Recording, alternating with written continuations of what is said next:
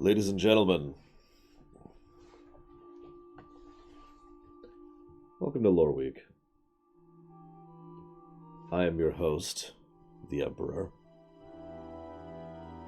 And obviously we're going to be spoiling the hell out of Star Wars Episode 9. If you have any issues with that, you should probably bow out. It's in the stream title, it's up there. Haven't put up the graphic yet because we're going to have a little bit of leeway time in the middle here before we really start getting into spoilers.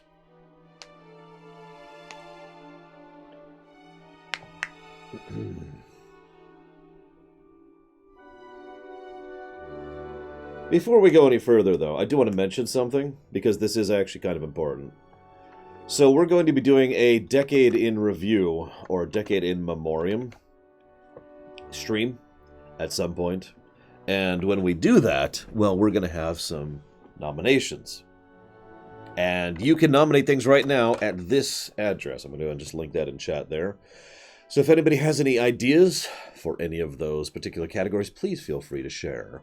It is an editable document. Please be respectful as always. Hi, Permeus. So if you have anything you feel like should be added to the list, by all means, do it. And we will be voting off of that list once we get there, obviously.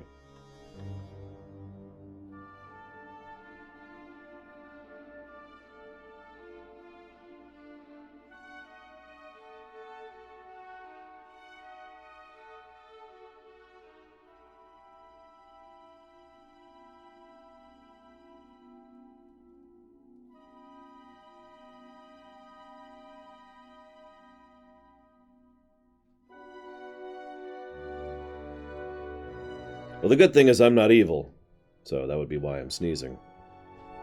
Thank you very, very much, Permeus. Very much obliged to the sub, as always, sir.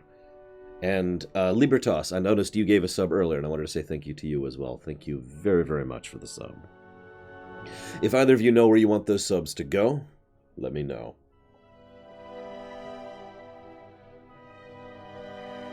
I'm not answering any questions yet, by the way. I'm not even going to say if I liked it or not.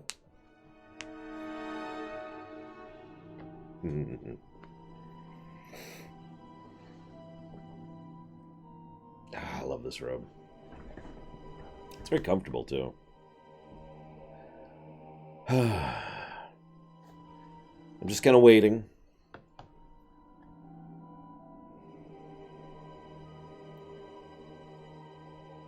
By the way, you've got at least a week on that spreadsheet, so feel free to think about it.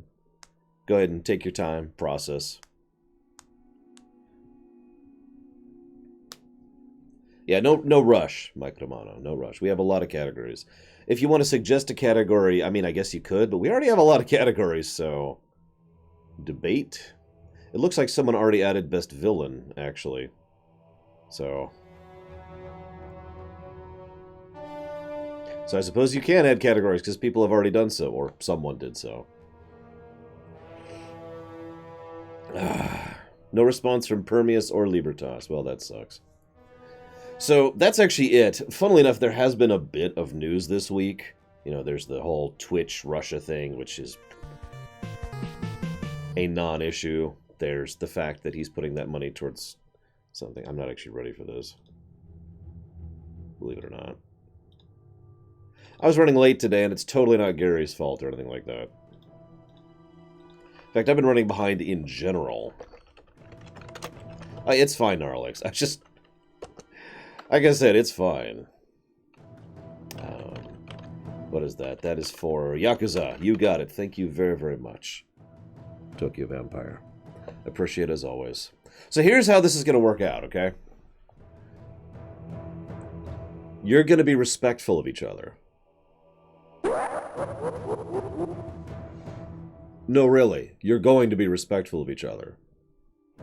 That is, as always, the rule. It is probably one of the only rules I have in my entire channel. Capiche? You can disagree all you want. I don't give a damn if you disagree. Thank you, Gnarlex, for the bits. And if you happen to know where you want those bits to go, let me know. Someone asked if this is going to be hit the forbidden list like The Last Jedi. And I want to clarify something there, because some people don't seem to understand that. The Last Jedi is not on the Forbidden List because I like it or hate it. The Last Jedi is on the Forbidden List because people can't be human beings about it. That's why it's on the Forbidden List. Even when I did my April Fool's thing, I still got, you know, a little bit of leakage from that crap in the comments section. So, Gnarlex, do you know where you want those bits to go? Because if you don't, I'm just going to put them wherever. And be evil about it.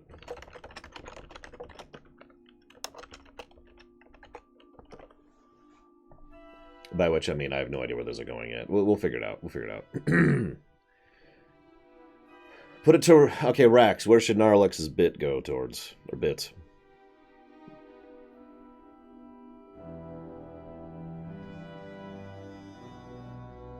Where am I regarding this movie? I'm not going to answer that question.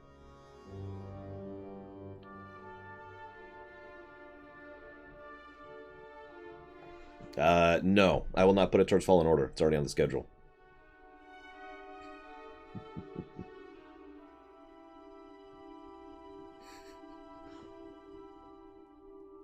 If you say KOTOR 1, that is also off the list. Alright, I think that's a decent enough warning. If you are still here and you don't want spoilers, this is probably a good time to bow out. KOTOR 2? I'll allow that. Since no one else has done it. Oh, Permeus is Sexy Brutal. You got it.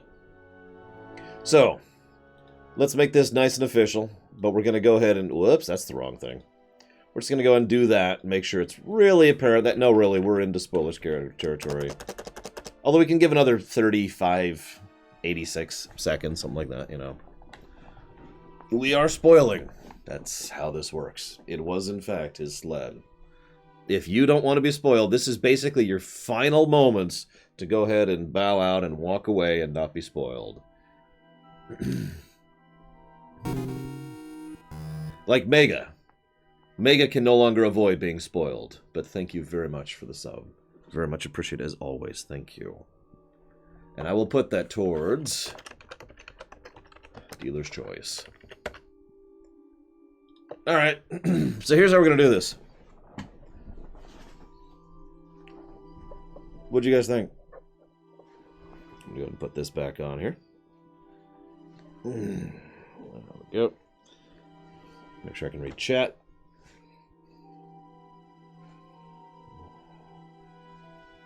There we go.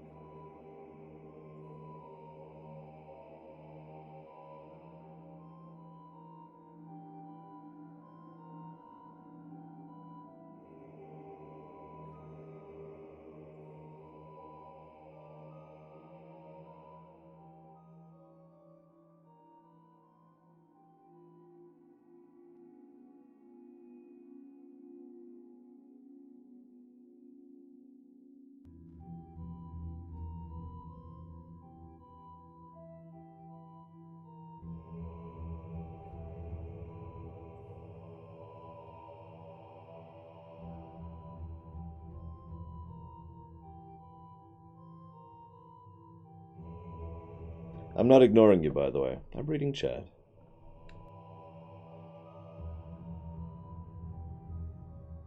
Of course you follow me. They all do. Alright, who's donating? Who's donating? Hang on.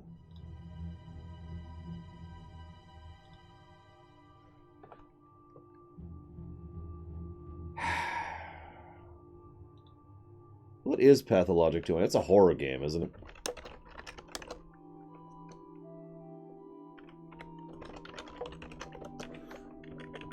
Thank you very, very much, oh my god, I can't speak. Thank you very, very much, Sinister Wing, for the donation. Much obliged as always, sir. Thank you. And I've put that towards Pathologic 2, which is a horror game. I was right. I mean, I already vetted it. It's already on the list. I just don't remember right now. Will I show my face when I share my thoughts? I'll debate it. You can probably hear my smile, though. Not because of the movie, just because I'm amused. Sorry. Still reading chat, by the way. I'm seeing a lot of opinions, and what I find most amusing is almost all of them disagree with each other. I'd say that surprises me, but it absolutely does not.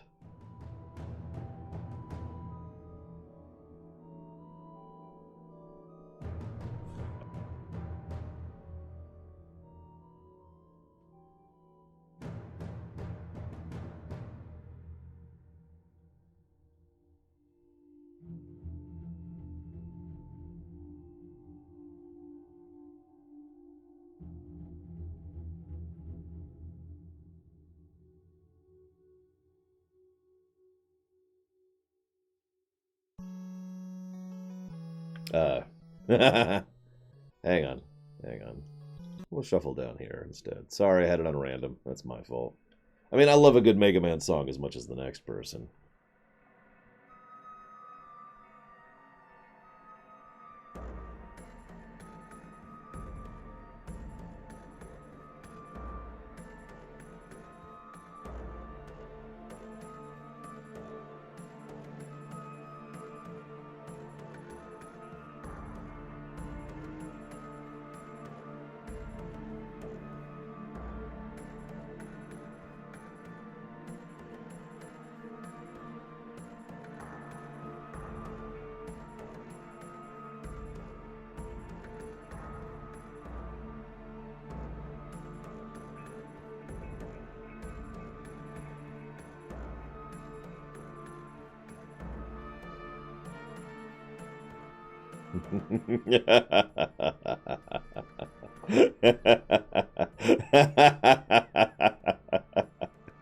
No, I did actually see the movie yesterday, I swear.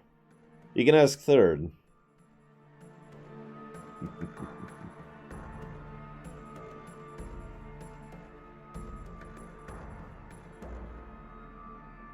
Although I suppose he could be lying for me.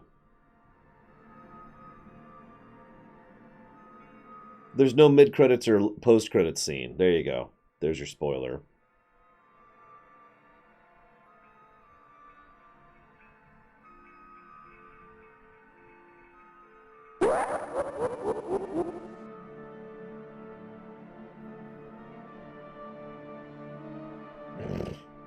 Thank you for the bits, Other Lore, as always. I thought you were going to have fun with your family, dude. What the hell?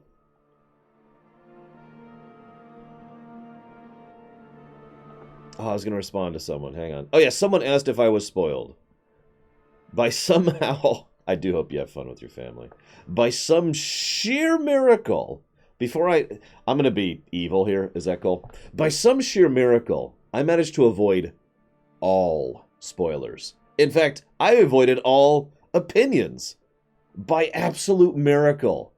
No one spoiled anything for me. And when I say no opinions, I mean no mention. I actually walked in with no mentioning.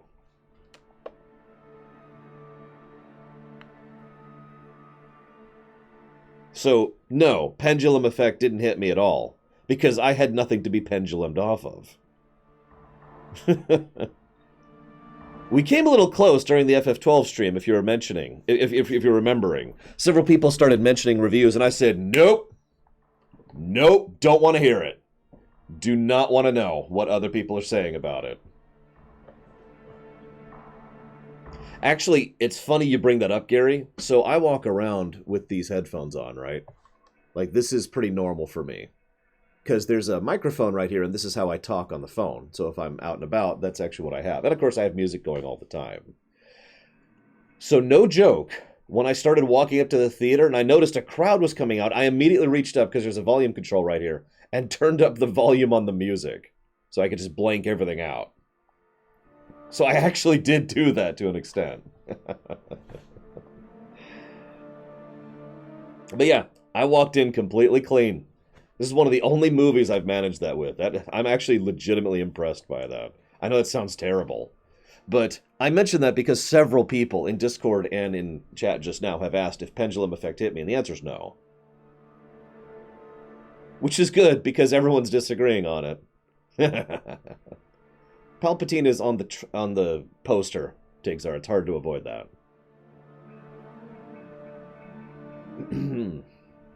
Yes, I knew that Adam Driver was in the film. I also didn't know any leaks. I hadn't been paying attention to the leaks, and I didn't read them, so... But yeah, I mean, I'm guessing you weren't there, Tigzar, because I literally did a trailer analysis of this film several months ago. On this very show. During Loreweek.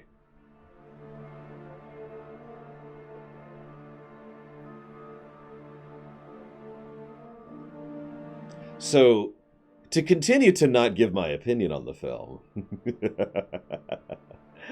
to continue to not give my opinion for the film, I had a terrible audience. So what happened? I know some of you in Europe are going to completely disagree with me on this, and that's fine. But we walked in, you know, we're there. Star Wars logo comes up. Lots of applause, right? Yeah, yeah. And then, and that's not really surprising. Every single one of the mainline Star Wars films, all 9 of them, that I have seen, has gotten applause as, you know, you know, that always gets applause every time. So that didn't surprise me. What did surprise me is the entire rest of the film, everyone was dead silent. No reaction, no response, no laughter, no cheering, no booing, no nothing. Complete quiet the whole time. Awful, awful audience. My God. Hated it.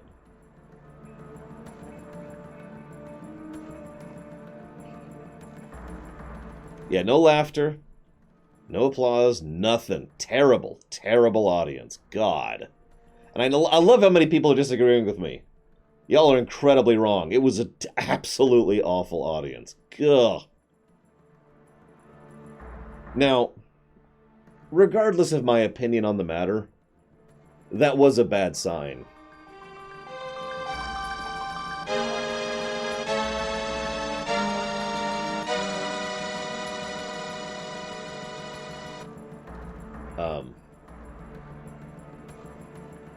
Give me a minute. That was a bad sign. Legitimately. The reason why that's a bad sign is because of where I live and the types of audiences I get around here. If the audience is silent, they're not liking the film. Like, that's how that works here. I can't say that for everyone in the entire state, because this is a large country with a lot of people, but I can absolutely say that where I live. The reason it was silent is because people were not getting into the film.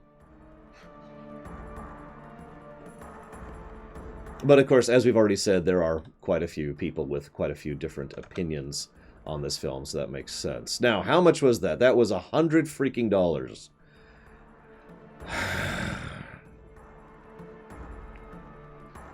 Thank you very, very, very, very, very much, Kyfrin.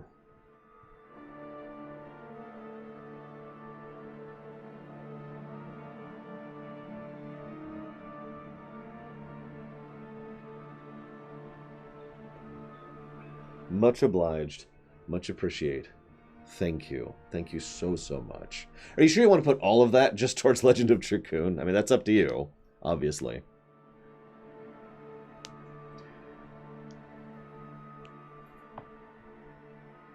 I could react, Hazardous. Oh yeah, I was the one reacting in the audience, by the way. That's as close as I've given to my opinion so far. I had to shut myself up, though, because nobody else was doing anything.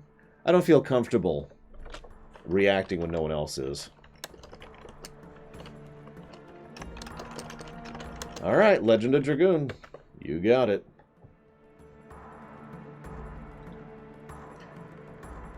Oh, I saw the list, Rex. What's funny is none of them surprised me because I heard all of them. What amused me is how many lines Windu had. Yeah, exactly, Gnarlex. And of course, Hayden Christensen was really obvious in that list. I mean, Yoda was the most obvious, but Hayden Christensen really was noticeable to me. I'm a little surprised Ezra wasn't in, but then again, they probably haven't decided what's going on with him yet.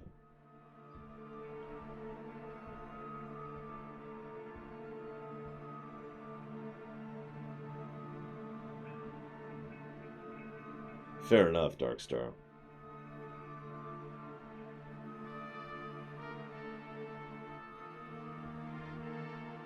I'm well aware that Ahsoka was there. But not Ezra, which is very strange. Again, I'm pretty sure that Ezra isn't there because they haven't decided what's going on with Ezra yet.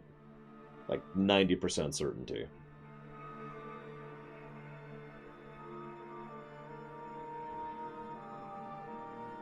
Pretty much, Uthor, although that's not exactly surprising.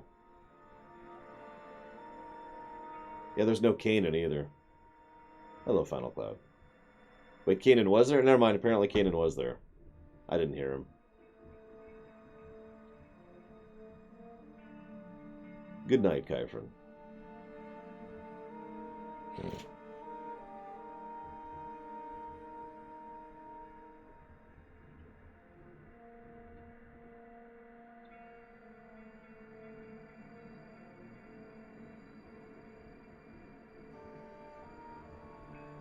But would Revan be a Jedi or a Sith, Zeiss?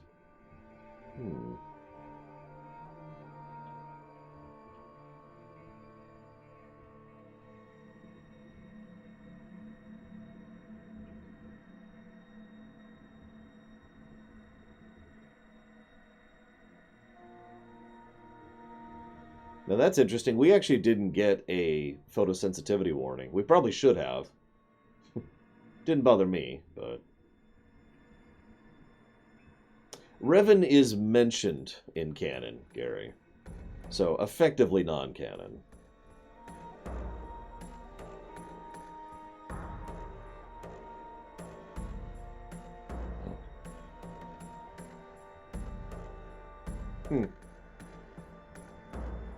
I mean, I get why they would do a photosensitivity warning. They didn't give us one.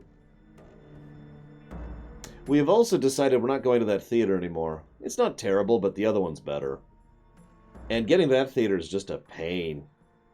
Going right up the main highway, through downtown, through construction, which has been going on for years at this point, into the underground parking lot, having to pay for parking. Yeah, we're never going to that theater again. We've pretty much decided. You might be wondering, well, why did you go to the theater this time? They were the only ones with tickets. Some of you may or may not remember that I actually bought these tickets months ago when they first went available for sale. And this was a... I couldn't get tickets for the first week because I was waiting on everyone to confirm that they could make it. So, everything was sold out, in other words. That's also why we're seeing it in the middle of the afternoon. Well, one of the reasons.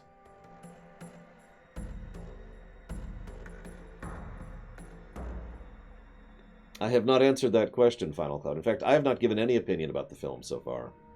Very carefully and particularly, I might add.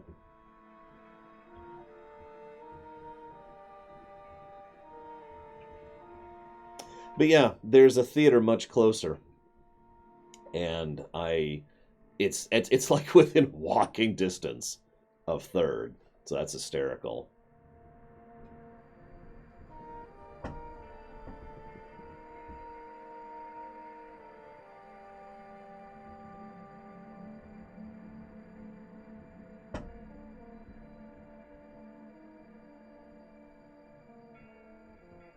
Whether I liked it or didn't like it is something I have not shared yet.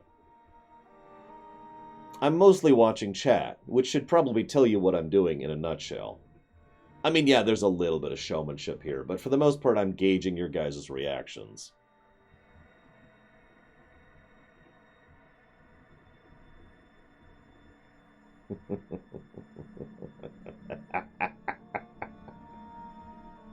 This attack on my life has left me scarred. I actually had a hot dog, Anthony, because I skipped lunch. So I got a hot dog.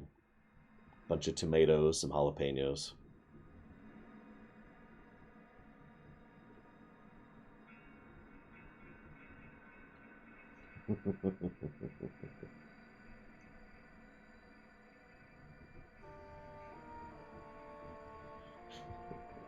Yeah, the key, Sinister Wing, is to read the room and shift right before that.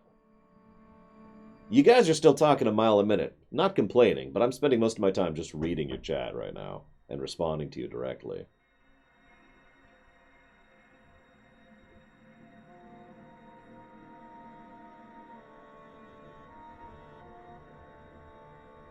Did you notice the villain from Hudson Hawk was in it? Oh, what is his name? Hang on. I actually have the cast list up here so I can remember actor names. Let's see. Richard E. Grant. Allegiant General Pride.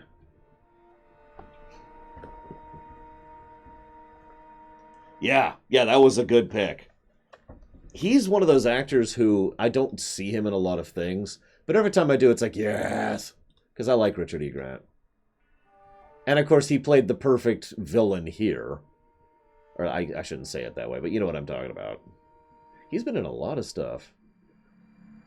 But what I remember him most for, other than Hudson Hawk, of course, is actually Logan. Oh. Nope, you don't want to hear that. Let's just cycle up to this one again for right now. What else has he been in? That doesn't matter. I also liked Naomi Ackie, who was apparently a very new actress. She was the one who played the female stormtrooper. Oh, that's right. He played the Great Intelligence in Doctor Who. I actually forgot about that, but you're right. He did play that.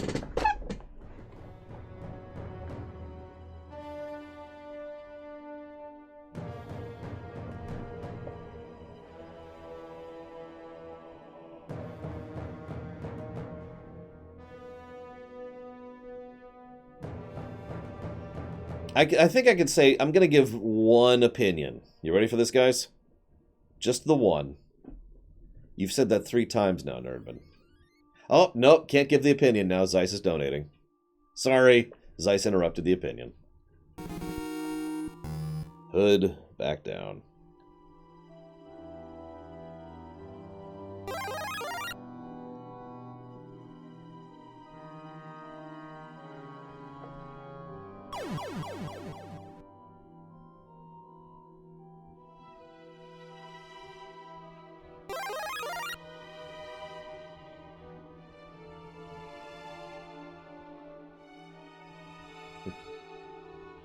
The dark side is a pathway to powers some might consider unnatural. Thank you, Zeiss. Thank you.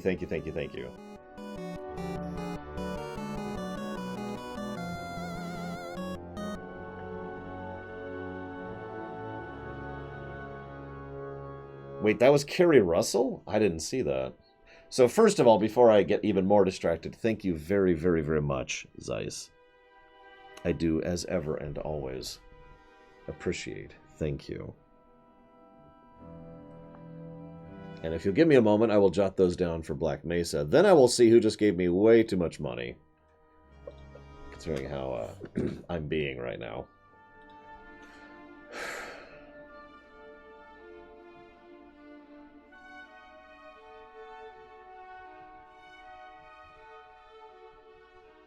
I can't do math.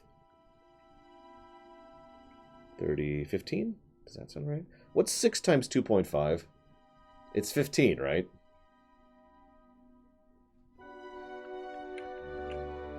Okay. Apparently I can do math. Nope. More subs are coming in. Thank you, SJ, for the sub. Very much appreciated. And you know the usual question. Alright, who donated way too much to trigger the alarm earlier?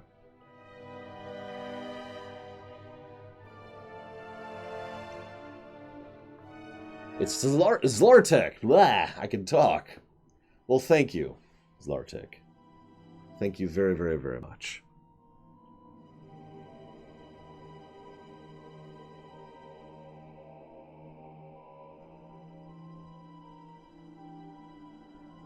Always appreciate that support.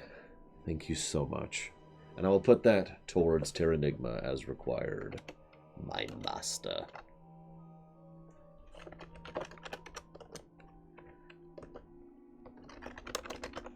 I know. Isn't it wonderful, Rex?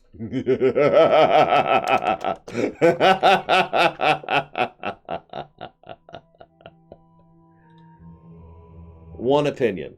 You get one opinion. Although you already know what it is if you know me at all. And that opinion is that Adam Driver is amazing. Your dedication will be rewarded. Well, I keep getting interrupted, guys. Sorry, apparently I can't give the rest of my opinion. Yeah, like I said, Adam Driver is not what I would call surprising. Really. He's a great actor, and he's been good in every film, regardless of anything else that can be said about every other quality of every other film. He's awesome. So, first of all, thank you very much, Bio. Very much appreciate the support. However, I do have to tell you guys, Bio just donated for me to not give my opinion. That's literally what he just said in his donation comment, is don't give your opinion.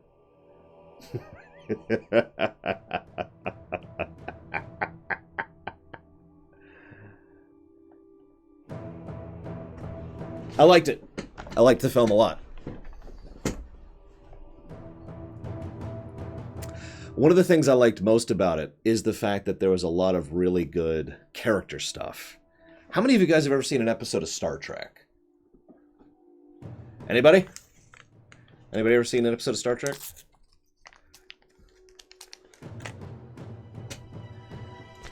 I'm going to use a specific episode, Star Trek Voyager. The Swarm. Anybody ever see that episode? In the episode The Swarm, there is an A plot and a B plot. And if you've seen that episode, you already know where I'm going. I saw. Thank you, SJ.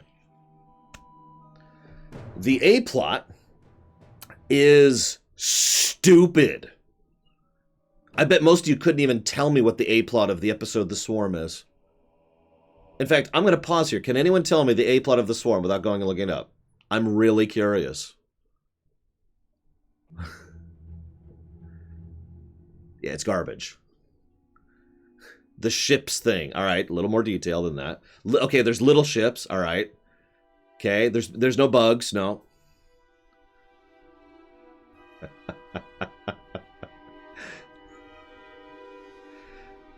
Borg. No. Good guess. No. This is my point.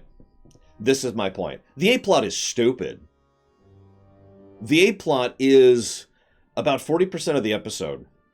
And it's all garbage. There's some thing of alien race, which we've never seen before and never see again, who have lots of tiny ships, which use their ships to drain the ship's energy. And they're like, you are violating our space, we will kill you. And so then they start killing Voyager. And then Voyager's like, I got an idea. Rather than using our brains or our technology, why don't we just technobabble magic a solution here? Which they do, getting rid of the plot, okay? All of that is not only forgettable, but it's actually bad. I like the episode The Swarm. Because the B-plot of The Swarm is the Doctor losing his memory.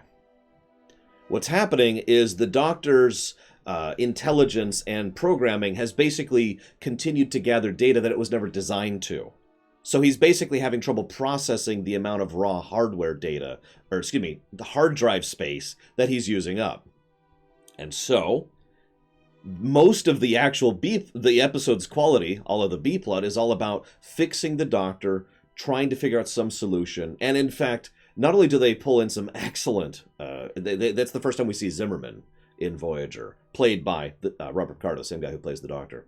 So they're trying to save him, and there's this great character dynamic between Zimmerman and the Doc, and between B'Elanna, who is desperately pushing for this, and there's a lot of really great stuff there. And that's why I like that episode. By the way, further addendum to that, the episode doesn't even end with them fixing the Doctor. Completely subverting expectations. I hate to say that phrase, but my point is, it was completely non-typical for a Star Trek episode. Usually, by the end of a Star Trek episode, everything's better. But that's not what happens. The Doctor is partially fixed. So he doesn't die, but he still loses a huge chunk of his memories.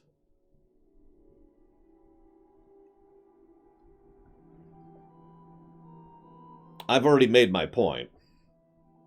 So you now understand why I enjoyed this film. I cried at this film. I'm not even ashamed to admit that. Can anyone guess what scene?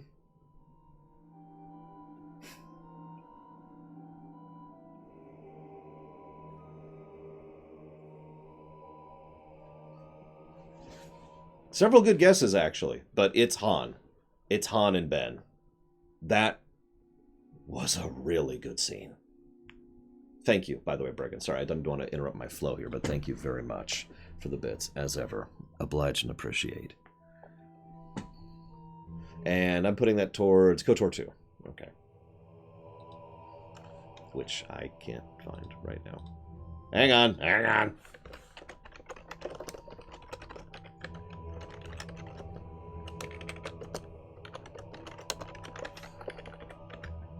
Yeah, no, I'll admit, that kind of hit me, Epitaph.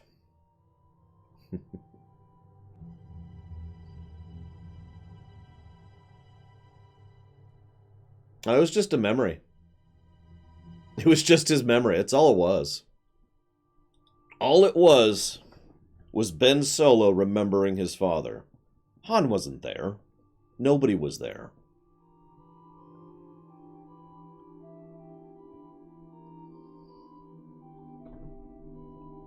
I also have to admit there were several legitimately good emotional beats, all on the character axis, of course. I really... Okay. We're going to kind of run through these a little bit, but... Leia's death? Actually, if you were paying attention, Leia died twice. And I don't even mean the Carrie Fisher thing.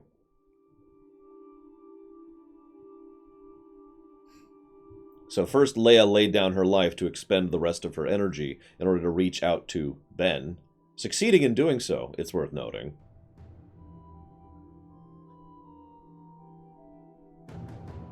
And then, of course, she died when she faded, right alongside Ben at the end.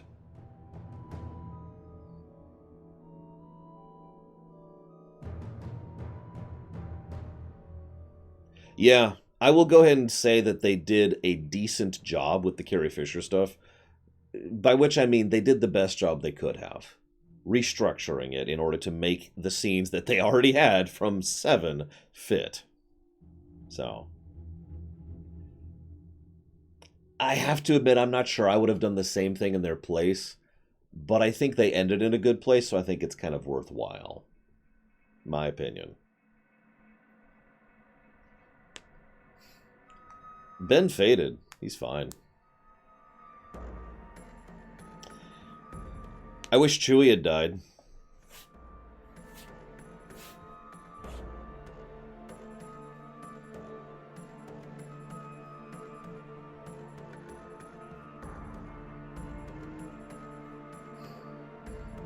What?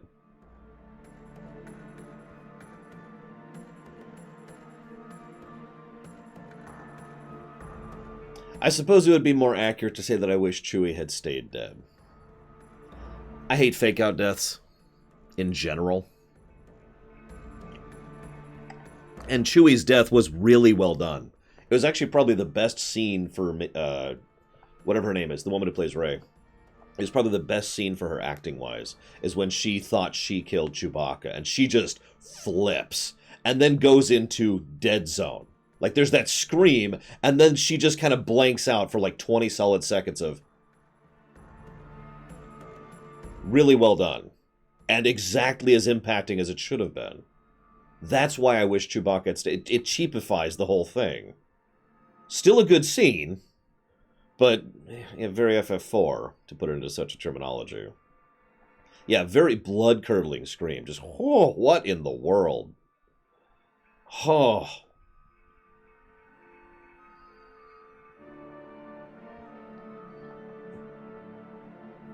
The dagger was stupid. The dagger was awful. But I'm not getting into the things I didn't like yet.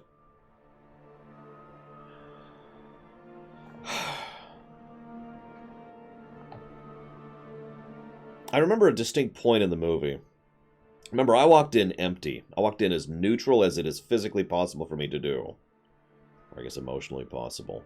And I was about halfway through the film, and something hit me really weird. I was like, I'm actually enjoying this. And it was such a weird feeling, because I was so surprised by it. Which probably says something, admittedly. But I was actually surprised. I was just like, huh, I'm actually liking this film.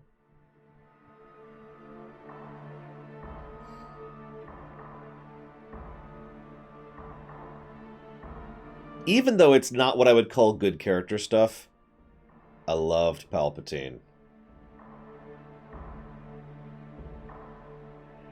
And it's because of Ian McDiarmid. It's always been because of Ian McDiarmid. The reason Palpatine is one of my favorite villains of all time is because of Ian McDiarmid. That has been true ever since Return of the Jedi. He was awesome. He was full, unabashed Palpatine, the one true Sith Emperor. Unlike Ventus, who is not the Sith Emperor, don't be confused.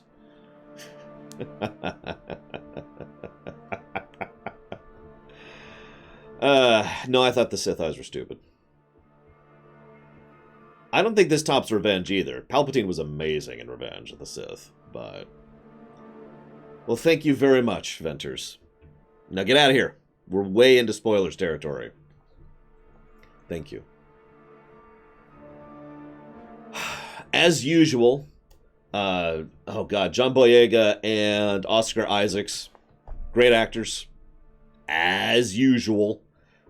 I mean, just that almost feels cheating to say it, right? Of course they were great. They are good actors, and they did good stuff. I have to admit, yeah, General. There's this great bit where Poe is over. I gotta tell you something. Okay, look, listen to your thing. I've decided to make you general. And then it cuts to Finn, who's like, oh, I've got to tell you this thing. Thank you, that means a lot to me, and I really appreciate the thing. I've got to tell you this thing. And then he just, like, smoothly goes right back into what he was talking about. The dynamic between Poe and Finn is phenomenal. I legitimately thought the two were going to end up together by the end of the film. I really did. I'm a little surprised they didn't. Because there was just such incredible chemistry between both actors. The two gelled phenomenally in every scene they were in. 3PO was actually good. Holy crap. I know that sounds like a strange thing to say. 3PO has always been hit or miss for me. Not in the middle, not neutral, hit or miss. Oftentimes both in the same film. But I did actually like 3PO quite a bit at several points in this film. Although, the fact that 3PO died kind of bugged me. Oh, I know what you're thinking. Oh, it was a fake-out death. No, it wasn't. 3PO died. What we have now is 3PO 2. Effectively a clone of the original 3PO.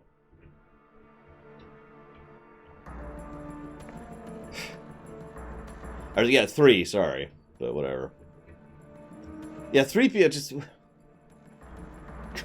That was horrible. His memories were restored. No, they weren't. His memories were replaced by backup memories.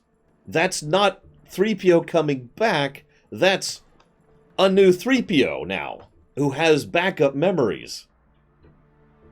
If you died, if you were ashed right now, turned into ash, but another version of you, which was backed up a month ago, was pulled out of a cell, you're still dead.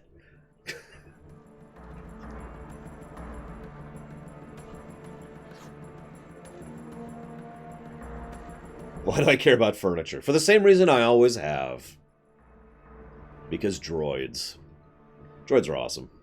I actually liked the little, even though the little droid was clearly just another toy, he was pretty cool.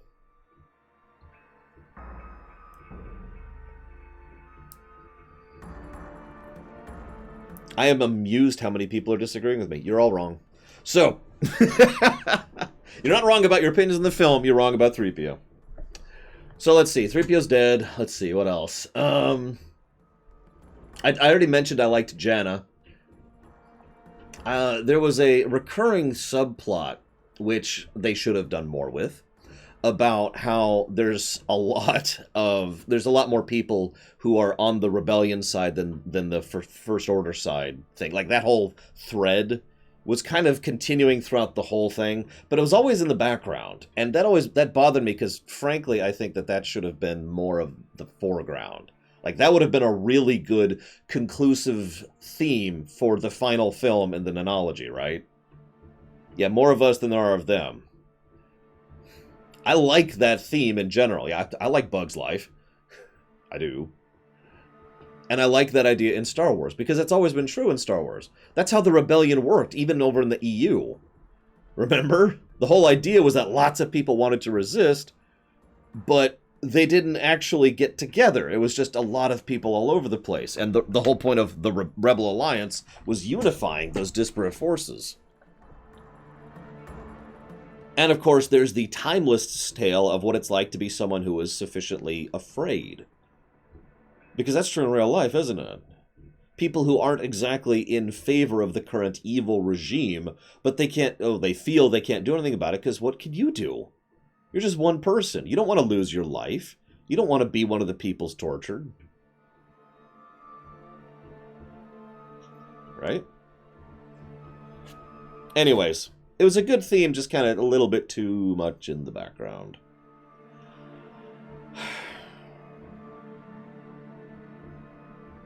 I never realized until I was about halfway through the film how much I wanted Ben Solo to be redeemed.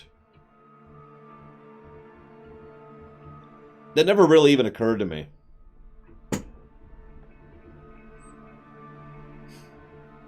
But when they started pushing that arc, and we started seeing the direction it was going, my thoughts were, huh.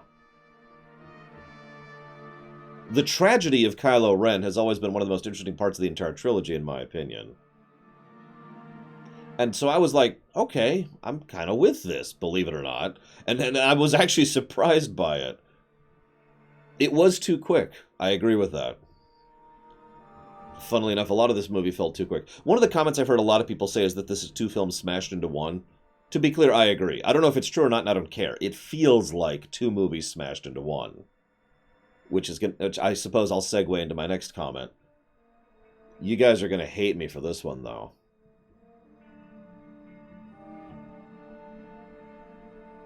I feel that if you watched 7 and then 9, the two gel pretty smoothly together.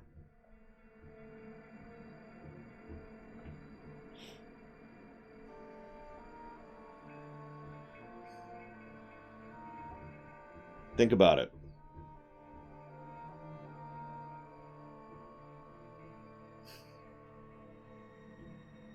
I'm not saying anything about the quality of TLJ or my own opinion on it, but 7 felt like it connected directly to 9.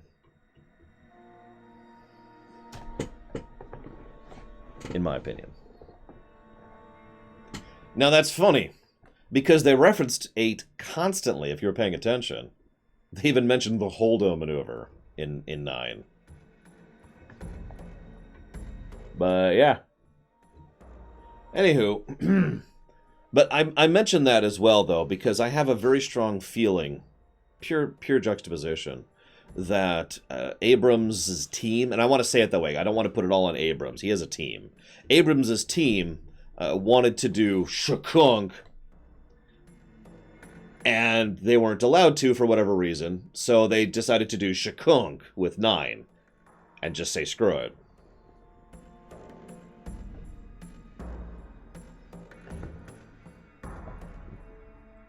Let's see.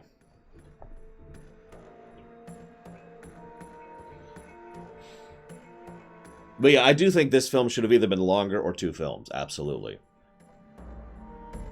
One of the first thoughts I had about this film, kind of segueing into neutral thoughts on the film, by the way. One of the neutral thoughts I have here is that the pacing at the beginning of the film was frenetic.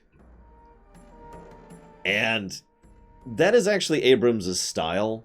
I've actually talked about this before. In fact, if you pay attention, I talked about this all the way back in my Into Darkness rumination, which was years ago at this point. So I have long-standing video evidence of me stating this opinion. Abrams is good at pulling energy into a scene. I'm going to name 2 examples I remember most distinctly of this. Reason number 1, or scene number 1. There's a scene where they're trying to escape from the Star Destroyer, and the camera is at floor level, backing up. And the actors are running towards the camera, and they're shooting as they go, and occasionally you'll see something like being flung right in front of the camera's path, like a corpse or a piece of debris or whatever. That scene, I almost wanted to applaud just at that scene, just because it was very cinematically technical and very well executed from said technical perspective. Because that's one of the things that Abrams is really good at. He's good at pulling energy into a scene, like I said. And that scene was really well done. There's another one, like I said, second one. They're on the Star Destroyer. I forget the name of the ship, and I don't care.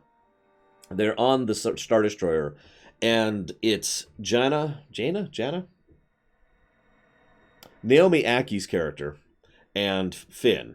And the 2 of them are fighting a bunch of stuff. And it did a long shot, like NLG, where he would jump over here and then he'd shoot this, and the camera's just kind of panning around them in one continuous shot as they are continuing to fight. And again, very good technical scene with a lot of moving pieces and a lot of ways for the scene to screw up. I wonder how many takes it took them to get that right as they are zooming around. And yeah, when BB-8's trying to open the hatch, that whole scene. It was very well executed. And that doesn't surprise me, because Abrams is good with the camera, which I've said before. Thank you very much, Arm Devil, for the sub. Much obliged and appreciate as always, sir. And if you happen to know where you'd like to put that, let me know. So yeah, a lot of good camera work, in my opinion. A lot of good editing work in general. Surprisingly good cinematography. Like, I know that's such a very strange and stupid thing to comment on, but there's some really good cinematography in this film. And then there's scenes where they lean a little bit too heavily on the lean. But I'm going to go ahead and give my favorite example, which I'm saving for last, of camera work in the film. And that is that I can't give that to Fallen Order and Arm Devil. So you're going to have to put it to something else. The scene where Kylo and Rey are dueling, and she's on the destroyer, and he's down on the planet. And the camera moving between the 2 of them as it shifts and shows his perspective and her perspective, whereas both are seeing each other. And there's just a lot of really excellent technical visuals in that scene. I was watching that scene and thinking, oh my god, this alone must have taken so long to work on and set up and plan. Holy crap. Whoop. Speaking as someone who has worked on that kind of filmography stuff in the past, that kind of a scene is crazy to put together. I am astonished they pulled that off as well as they did. Oh yeah, I said I'd switch to this music. Sorry, I actually forgot about this. I've just been talking so much. I apologize.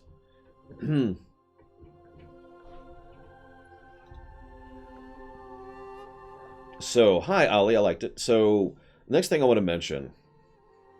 I loved that little shrug, Uthar. I told you before, Adam Driver was gold.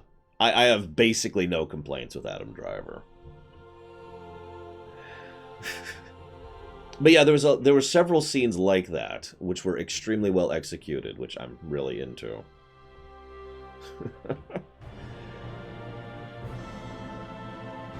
So, let's see here.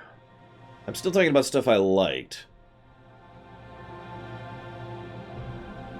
Actually, I guess we're kind of shifting into the neutral territory. So, you'll notice I haven't mentioned Londo yet. Now, okay, that I can do. Hang on. Let me write this down. Hang on. G, Arm Devil, PTM, B2. You got it, Arm Devil. That I can do. Thank you again. So, Londo. I'm going to go ahead and admit that when Londo first showed up, my reaction was, yeah! Then the scene happened.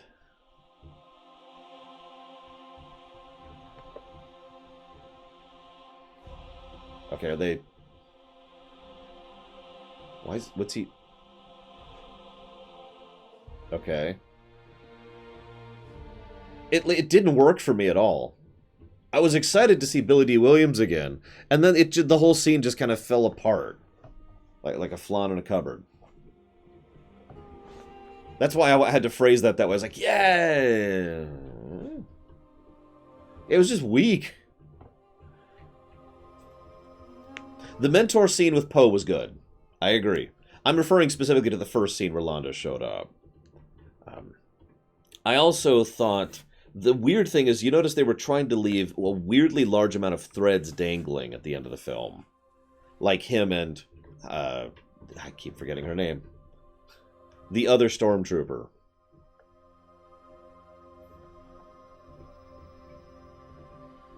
Calrissian Magister.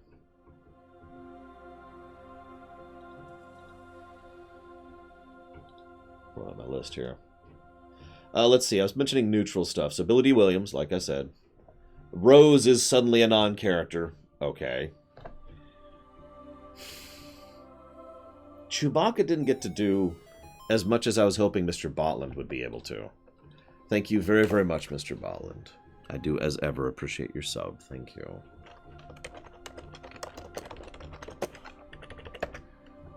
So yeah, they just kind of ejected Rose. Weird.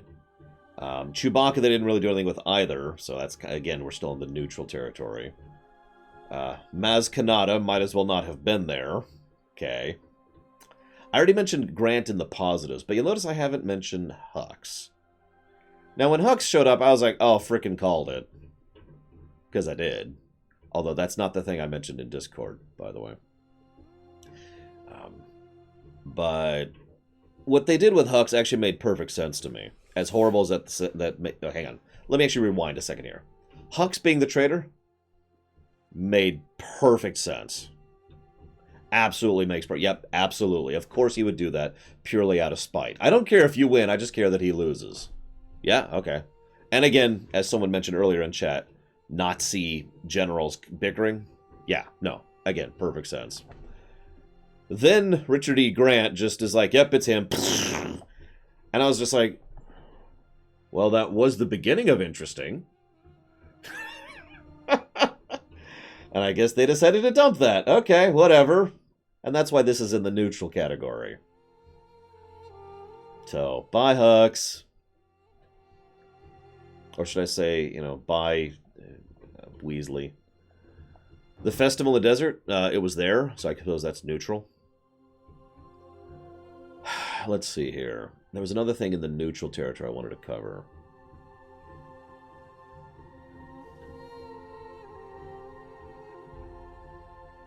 And I don't remember what it is. I'm trying to remember here. The Knights of who? They were in this film? Is my response to that.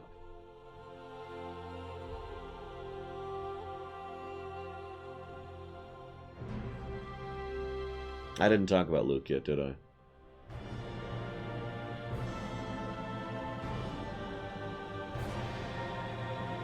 I also haven't talked about Rey yet. Just occurred to me.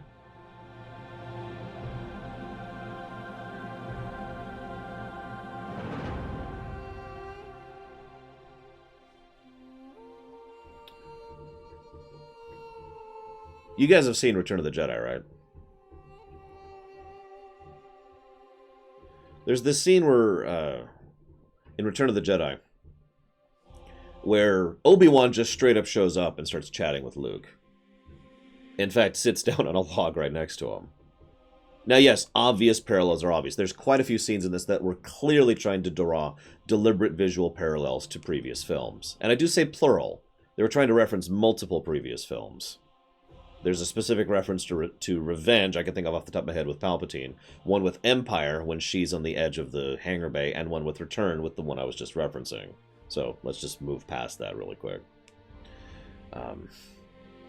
But the scene of Luke basically being Obi-Wan there actually worked for me better than I thought it would. The idea of a Force ghost being able to interact with things directly doesn't bother me in any way, shape, or form because I've played Tor. Now, I know that's a crummy excuse, but it's true. That's not exactly a new idea to me. So, shrug.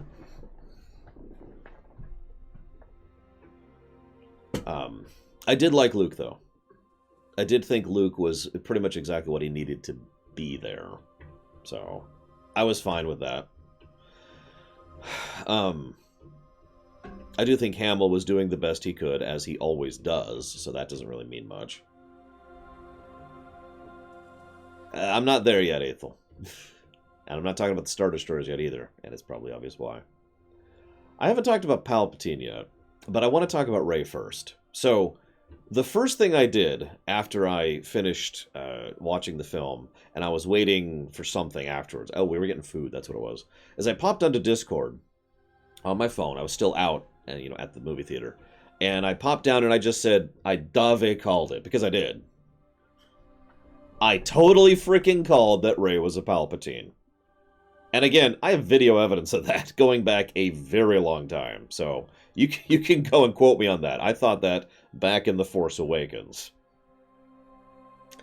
But this brings us to Rey herself.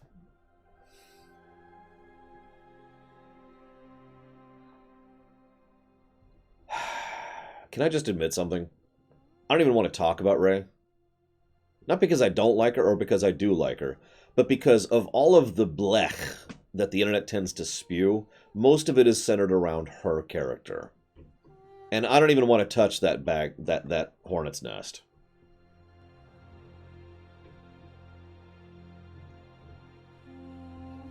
I don't. I just want to back away from that. There's way too much gender politics that's been getting involved in that. There's way too much agenda-ing that's been getting involved with that. And there's been way too much screeching about it. On both sides. However, I can always delete this VOD. So, I think I liked Rey best in this film of the three. She's still in the neutral category for me. She wasn't nearly as awesome as several of the other characters. But as I was watching, I was like, this isn't bad. It's not good. But, yeah, it's not bad. One of the things that I was struck by, and I found myself kind of counter-analyzing some previous Star Wars films while I was watching it, is that one of the biggest points that I love about Return of the Jedi is that Luke Skywalker did not defeat Palpatine or Vader. Luke Skywalker connected to Anakin Skywalker. Anakin Skywalker defeated Palpatine and Vader. And I've always liked that. I've always liked the fact that Luke, in the moment, actually couldn't win. Was in fact actively losing, if you remember, and on the floor, being tortured, begging for help from his father. Rey didn't quite earn that in the same way. You could see, this is why this is kind of in the neutral territory for me, because on the one hand, she wasn't the one who defeated Palpatine. In fact, she literally died in the effort, and should have stayed dead in the effort of channeling the rest of the Force energy of the Jedi in order to defeat Palpatine. That I was with. It didn't feel like she earned it in the same manner that Luke did, though. But, at the same time, most of her journey did mirror Luke's in many ways. And that makes sense, since her being adopted into the chosen family makes perfect sense. I've said for years and years and years, family is chosen. So, really, her being a Skywalker rather than a Palpatine actually makes perfect sense to me. Not literally by blood, but rather by choice, by being adopted by both. Unfortunately, I don't think the film earned that, because almost all of that is just in this film. If they had shown her being adopted by the Skywalkers in all three films, I think it would have worked better. But they didn't, in my opinion.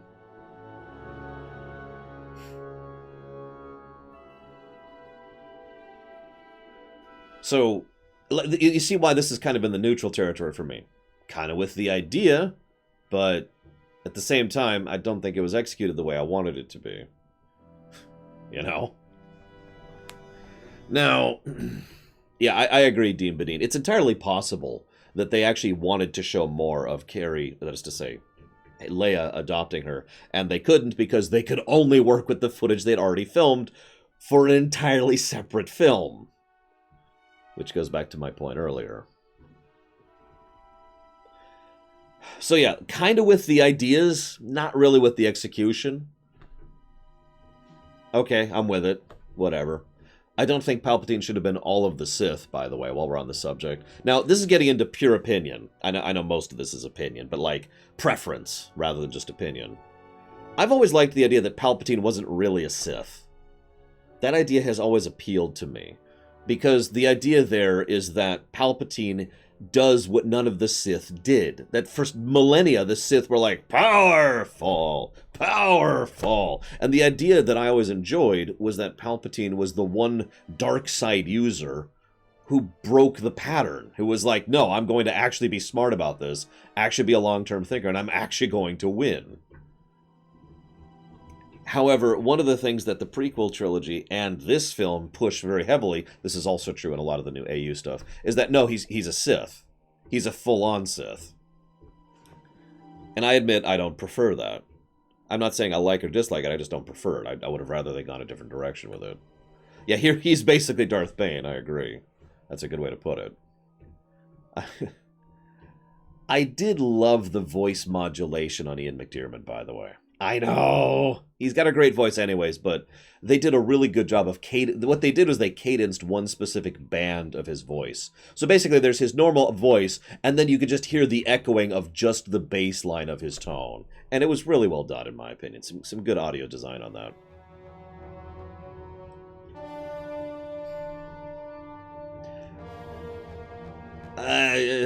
I don't want to talk about that too much, Dean Badine, because I know Huthor would kill me if I did.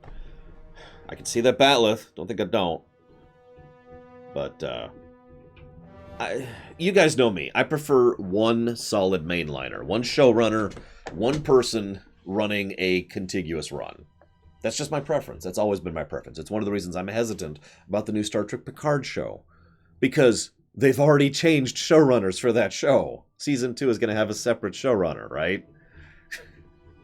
It's one of the reasons I like Babylon 5 so much, you know? So I do wish they had one singular showrunner or mainliner or whatever you want to call it for the trilogy. And they didn't, and I think it suffers for it. I think all three films suffer for that. My opinion. It is also worth noting that having a singular showrunner across a trilogy doesn't always work. Prequel trilogy. You know?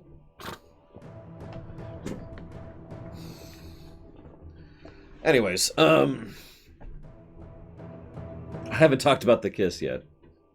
Because I'm not into the negative stuff yet. No, hang on. I'm getting there. So let's finish talking about Rey. So yeah, Rey was kind of neutral for me for the most part. Palpatine, so you'll notice I've talked about Palpatine twice. Once in the good part, because he was awesome. But now we're over here into the neutral part. Because, like I said, I didn't care for the Sith focus.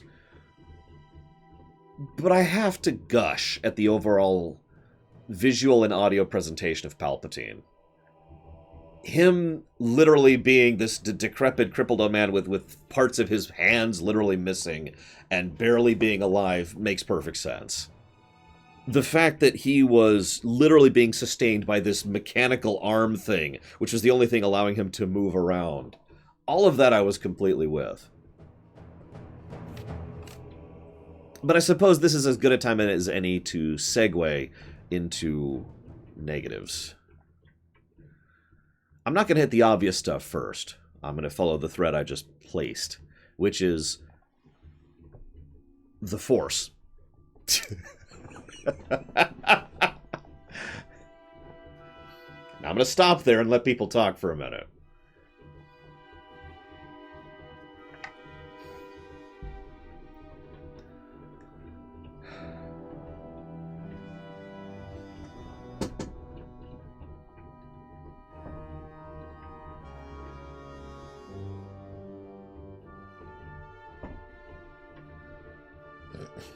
Batleth is right over there. See around Blue Wolf.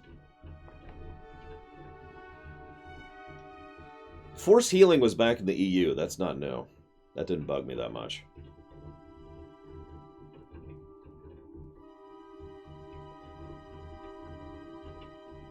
So...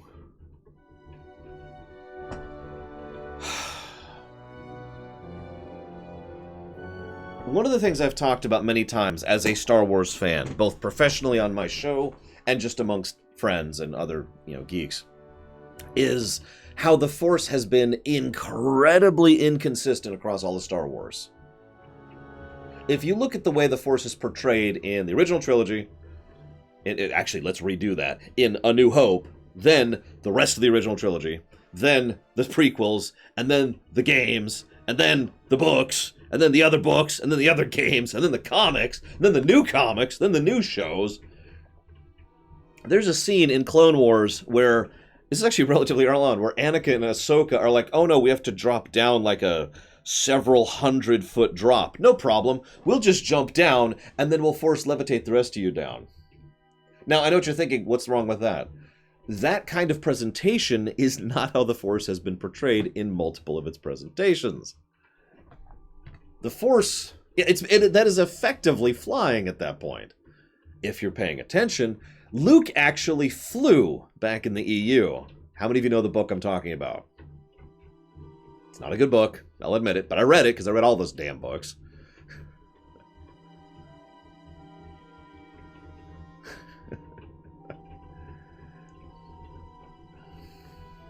So the point here is that the Force has always been shown incredibly inconsistency, with which bugs the ever-living crap out of me. And I've always kind of liked the Force more when it's either very low tier or substantially higher tier.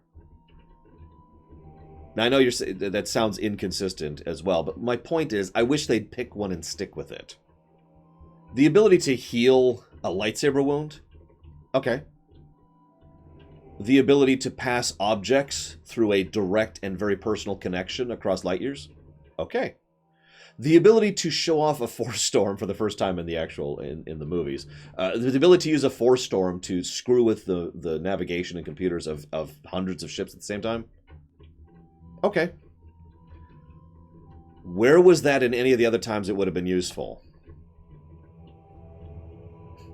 My point is, the Force is fine if none of the rest of Star Wars exists. Yeah, we've kind of got to start. The Star Trek parallels keep piling up.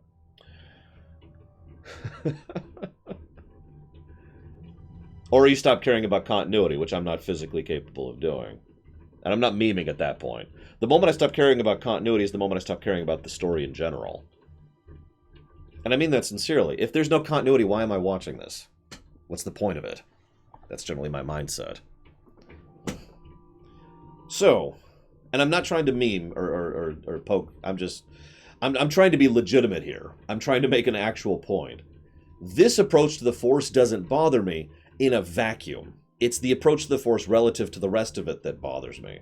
To use another parallel, one of my favorite overall applications of the Force is actually over in Rebels. Anyone ever watch that show? I'm not going to spoil. But there's quite a bit of consistency in how the Force is shown throughout Rebels. And in fact, there's even appropriate build-up of what the Force can and can't do. And they run into bits of walls of what they can accomplish raw. And so they have to start getting creative with how they use the Force, which I actually loved. Like, at them actually... I don't want to spoil again, but all I'm going to say is they made talk with animals, animal friendship, which is an actual Force power of the light side in the EU, by the way. They made animal friendship a useful power in Rebels. How the hell? Because they got creative. Because they thought about it, and they thought, what can we actually do with this? And I loved that.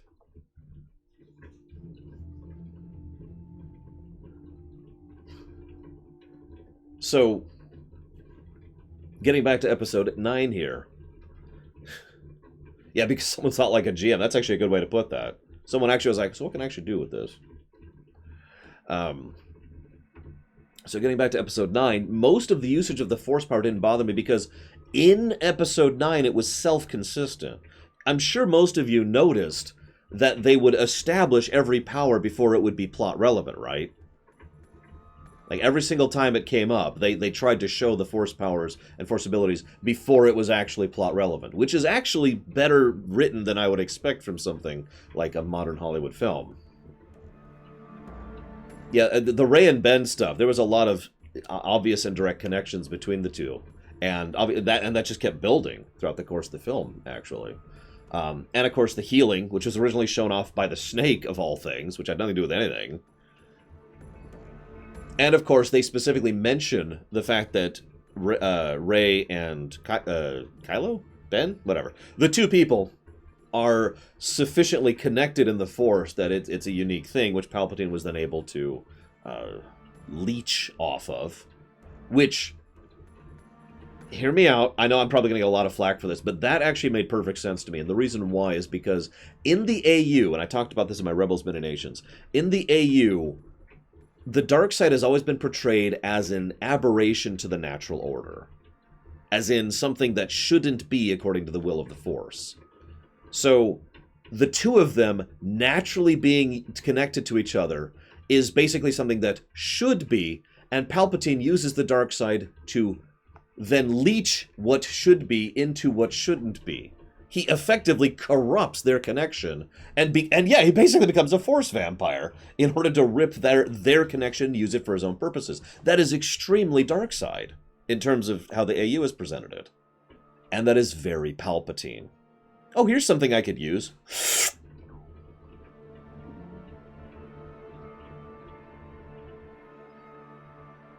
Don't mistake me. I get why this bothers a lot of people, because it bothers me too. But I want to show both sides of this argument, because I do think, in a bubble, it actually is fairly well designed and self-consistent. It's just the fact that it's the bubble problem, right? Yeah, he effectively does inverse Force healing. That's a great way to put that. But since we're in the negatives, let's go ahead and move on to the next thing. I want you guys to guess. Yeah, sorry. I love this music, so it's just kind of working for me here. Let's get some Stellaris going. That sounds like good background stuff. How many of you... I want you to guess what part of the film bothered me the most. Okay, and by the way, I also want to know what bothered you the most. Whether you like the film or not.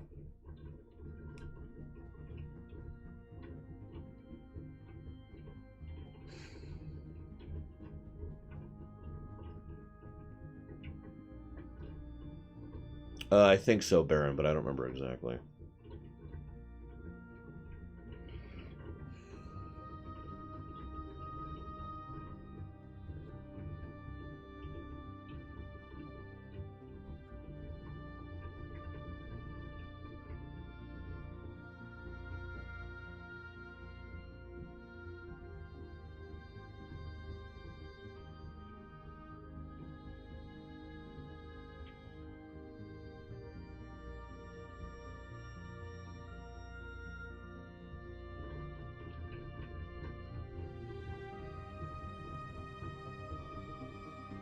I'm just reading, don't mind me.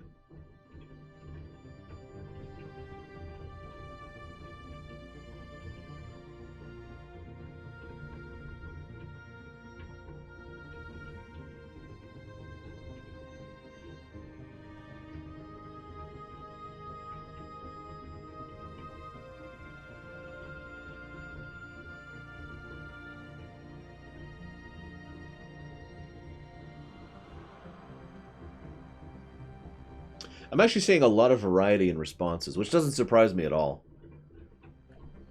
You ever heard of sample size theory?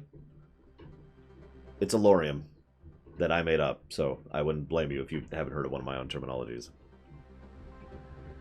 Sample size theory is the idea that the larger an audience is, the more things are going to show up, basically. In this case, the obvious example being... Well, again, and I parallel this to World of Warcraft on purpose. World of Warcraft has such an gargantuan audience at this point that they are literally at the point where it's physically impossible to please everyone, right? No matter what they do, it'll piss off one group or another. And we're there with Star Wars. If we're being honest, we've been there with Star Wars. But I think thanks to the current era, for lack of a better way to put it, that it's a lot more obvious than it has been in the past. By the way, I'm not saying that to mitigate anyone's responses or to try and diminish any of your opinions. I'm just saying that I think quite a few people think quite a few different things about Star Wars at this point in history. Yeah, I know what you meant, Max Time.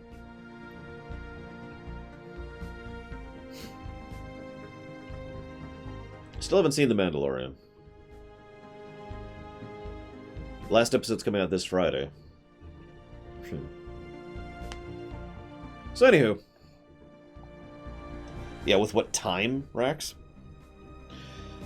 I hate it when people say, you should go watch this show. When? Anyway, sorry. That's a totally off-topic thing. I'm not even getting paid to look at Mandalorian.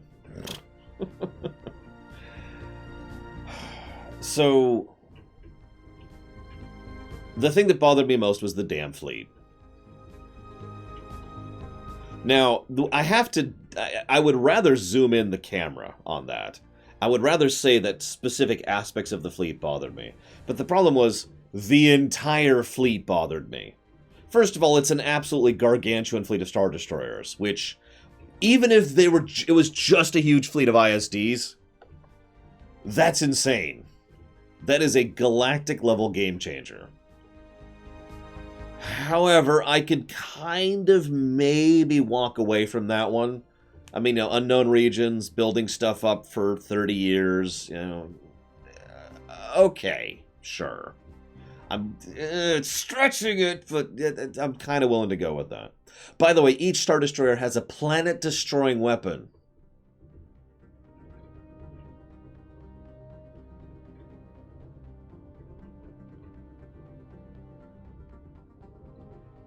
Now, everything about that bothers me. Where do they get the power? Like the literal energy to make a gun that can destroy a planet? An ISD is a big ship, but it's not that big.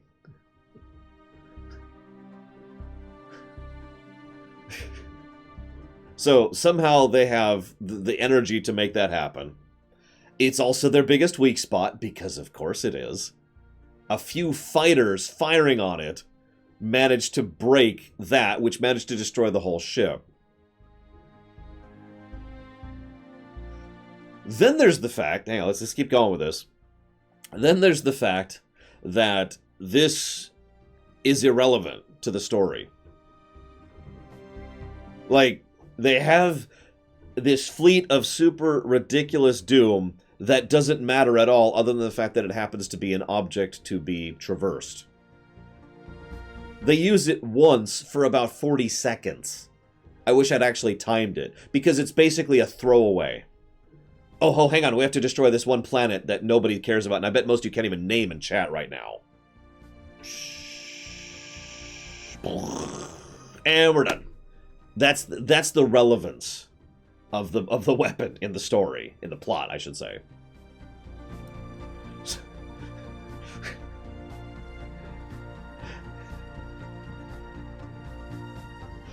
Let's keep going with this, though, because I got more. Palpatine's plan was surrender or die to the entire galaxy. Now, again, Palpatine has been kind of redirected in the AU, but it's been more to be... He's becoming more Malik. Let me just put it that way. Palpatine has become a little bit too Malik as of Episode 9. And the simplest and bluntest way to showcase that is those freaking mini Star Destroyers. I'm going to call them that because they are actually weaker than a regular Star Destroyer. I'm pretty sure that one ISD is literally more useful to a conquering power than one of those things. Because, as was pointed out several times, those things have gigantic weak points. This is, by the way, in addition to the fact that they actually had another weak point. They can't take off because... And so they need the telemetry data to take off. Now, okay, in the interest of fairness, obviously they do need telemetry data. That actually makes perfect sense. Because the ships were like a few hundred yards apart from each other. Which is stupid. And also taking off from an ocean, which is... I'm not even going to get into that. Looks cool, very Abrams. I've said this before, Abrams has good visual style. Why were they taken out from underwater? So they have 2 weak points to attack, because this is a video game now. And this brings me to the final reason that the fleet bothers me. Where did he get the everything to make that happen? Think about how many people... Do you know how many people crew an ISD? Hang on, we'll look it up right here. We'll do it live. Give me a second. Let's look up the crew. Let's assume these are ISD-1s, which is the smaller and slightly worse variant. So, let's see here. What do we got? I wish I had my book with me. So, whatever 9,000 plus 28,000 plus 10,000 is. It's a lot of people.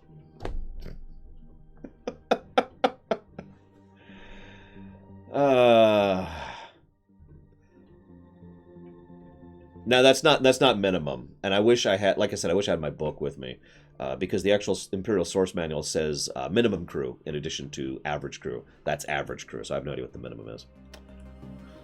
Although I didn't mention this, sorry. Really quick thing, really quick. I meant to mention this back during the "there's more of us than them" thing, back in the positive. So let's shift back to positive mode for a second here. I really liked, as horrible as it sounds, where they actually threw in lines periodically. There was one especially in the Nazi command center discussion scene where they talked about how they needed to go and start harvesting more youth to drill up their numbers.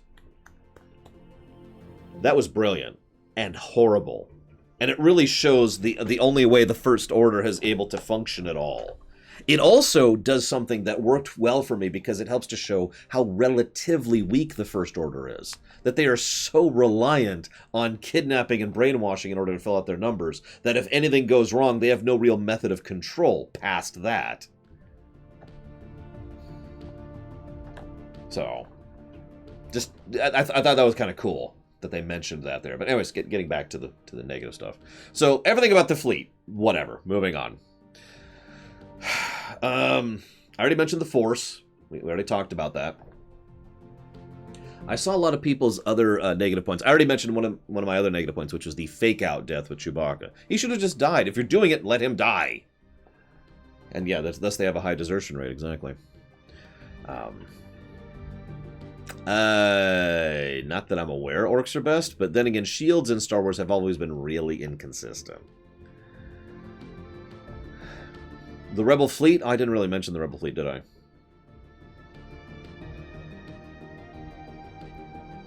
I liked the Rebel Fleet. Go ahead. Throw the tomatoes. It's okay. I should add a... I should add a thing where you can, like, you know, spend channel points to throw a tomato at me or something on the screen. Now, I gotta clarify that a little bit, because I liked that they're just people. They have no army. No, they're just people. I liked that line. I liked the general idea. Always have. And I liked the fact that, you know, there's this huge freaking fleet, which again ties into the theme, which I really liked. The theme that there's more of us than there are of them. That if they know that there's hope, because one of the key points in real life as well as in stories is a lot of people will keep their heads down because they think there's no hope. Because they think there's no reason to try, right? I mean, I'll stand up and I'll try and then I'll die and it'll be for nothing. So it's up to people to show that there is actual purpose in resistance to allow people to then garner their own courage sufficient to resist. And yeah, this was pretty much the main theme of Rebels right here. So the idea that there really is that many... Where did you get those emotes? Wow. The fact that there's that many people who are willing to resist across the galaxy, of course there are. Why wouldn't there be? However, because it can never be simple with me, the fact that they brought in this awesome fleet of awesome and this great moment was then basically completely wasted because it's effectively just kind of there, right? They didn't do anything with it, in short. It was a great moment, it was a great scene, and then they just kind of moved on from it. I was like, okay. The only time the fleet was actually relevant was when they were absolutely destroying an entire fleet of hundreds of Star Destroyers. Let's not even get into that. Yes, I did spot the ghost.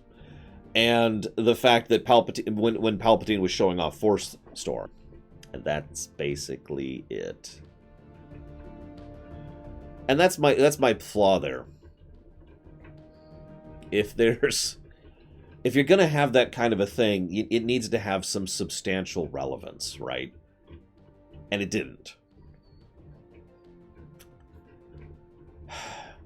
Yeah, I agree, Dean, but you'll notice a lot of the things I've been saying are, I like this in a vacuum, but...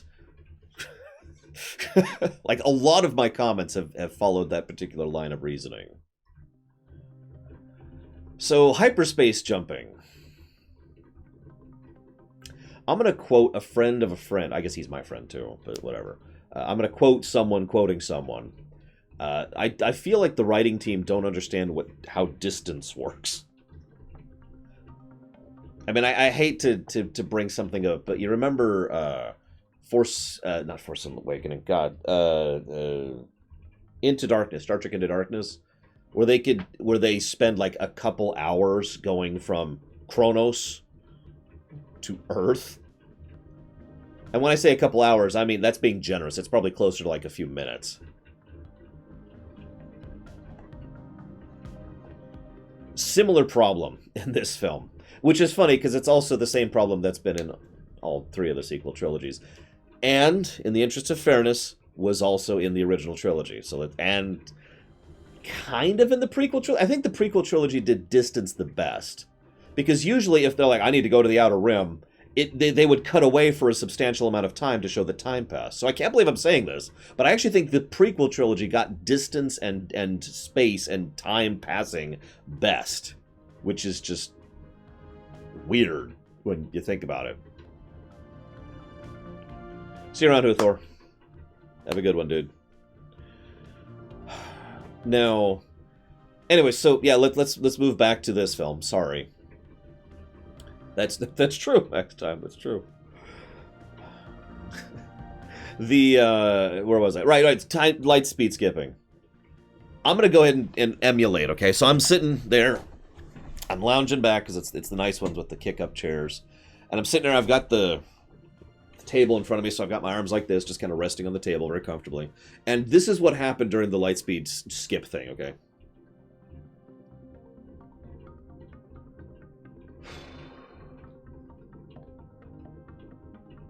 And that was pretty much my reaction during that entire scene. I don't even know what else to add to that, really. I really don't. Light speed skipping. Huh? Okay. Apparently, the Millennium Falcon can do that. Now, yeah, it's not a big issue. That's why I'm not spending too much time on it. But it really was just kind of a, okay. Like, you know how Lightspeed works, right? No, apparently you don't. Okay, cool. It looked cool. Abrams, visual style. I'm not even going to mention the fact that they were warping in and out of things. In fact, there's another one. How the hell do they go through, like, the red fog area to get to a planet? Whatever, let's move on. Let's move on. Also, TIE fighters can lightspeed now. That doesn't bother me too much. I mean, the TIE Advanced is a thing, right? It's been 30 years. And yeah, at least the Falcon was trashed after that. I will give them some credence. Because the way it's applied is the idea that there's some new tech which allows you to do this lightspeed skipping thing. And the old ship shouldn't have been able to do it. And they mentioned that. They make a point of showing not only that they were astonished it actually was physically capable of doing it, but that the ship was trashed for doing it. So that's why it doesn't bother me too much. It's just kind of an out of nowhere, okay, whatever, kind of a thing. Yeah, they literally set the Millennium Falcon on fire. And yeah, they jumped through a sandworm, which isn't how hyperspace works. Now, I hate to mention this. One of the things I liked is that hyperspeed in general, was actually very well designed back in the EU. I know that sounds like a dumb thing to say, but if you sit and look at it, they established very clear and concise rules for how it worked. And they applied those somewhat universally. But one of the rules was your engines basically have to have time to cool off after a jump, and you need time to recalculate every time you jump. This makes sense. Space is moving. So you jump, you take a bit, and then you jump again, right? It actually is a plot point in multiple books and games where a jump and then immediately another jump leads to very bad things that sometimes they don't even survive. Right? But no. Anyways, moving on. God. I had one other big thing I wanted to complain about. Other than the ships of stupid... Oh, I haven't talked about the kiss yet.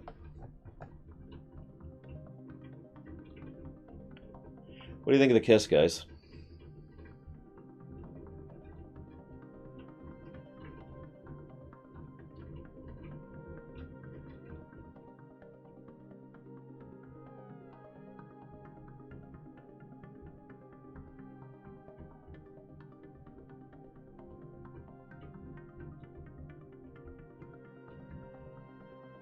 I am once again surprised by how many...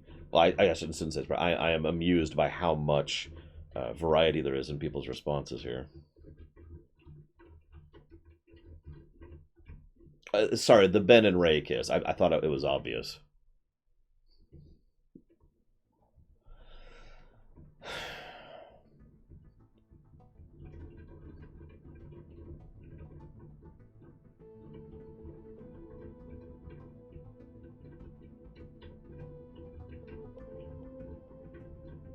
So, as usual, you're going to get a both sides opinion from me. Sorry. Against. There was no build-up. The two actors actually have really good chemistry. It's one. In fact, almost all of my favorite scenes in all three films are the ones when Daisy, what's her freaking name? Adam Driver and Daisy Ridley, or Ridley, I have no idea. When Ray and Kylo are acting off of each other. Like, they're the other great dynamic and other great chemistry of the film. And they have some really awesome presentation going between the two of them. However, I don't think any of their buildup was done to the point where it would be earned. I don't think they earned it, basically. That's just my opinion, of course.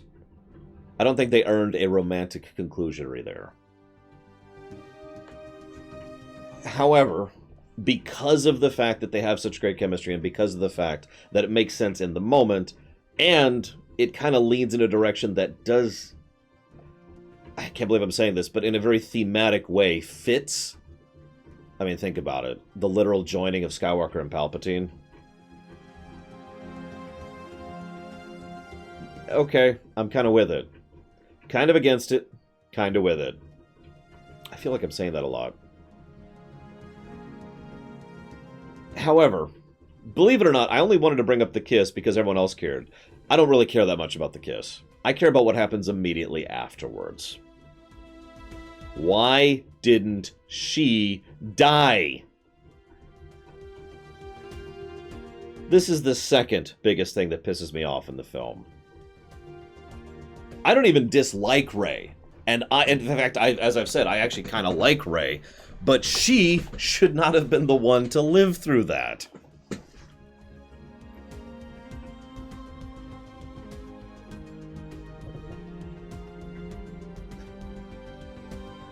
Now, I can approach this from multiple angles. First, they should have both died. You know what? I'd be okay with that. I really would. The end of the Skywalker line and the end of the Palpatine line. Okay. That makes a degree of sense to me. Both lay down their lives in order to stop the greatest and most powerful Sith Lord the series has ever seen. And permanently destroy the remnants of the Galactic Empire. Done. Absolutely. Or she dies, and then Ben is the one who has to live with having been Kylo. Anybody who's seen my Dragon Age rumination knows that allowing a certain character, I'm not going to spoil, allowing a certain character to live in Dragon Age is not a kindness, it's a punishment. That is a long, hard road. And that would be awesome for Ben to walk on. I think it would have been amazing for Ben to be able to walk on that long, harsh road. Instead of, to be blunt, getting the easy way out.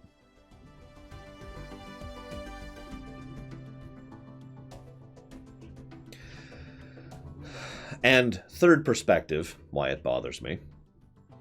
From a purely narrative perspective, redemption equals death has always bugged me. Some have argued that the redemption equals death trope started with Return of the Jedi. That's not true, it started before that. But I've never really liked redemption equals death anyways. Especially since it tends to be... it's too neat. It's too clean. I'm not really evil, and then I die immediately, so there's no complexity. There's no maturity. There's no depth to it. It's just, I'm better really quick. Right?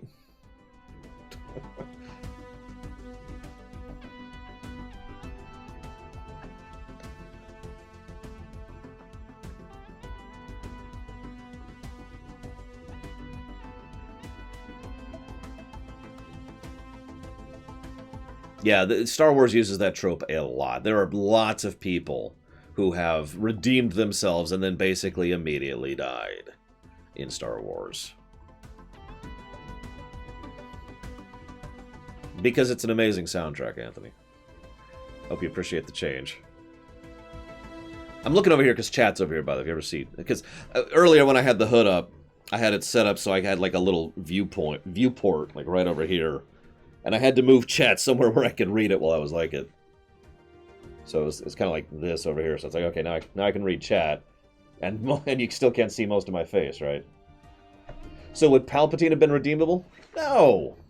Even the Palpatine I liked, which is one of the versions of the EU Palpatines, was always evil. He was just very pragmatically evil. And very functionally evil. He was evil with purpose, as I like to call it.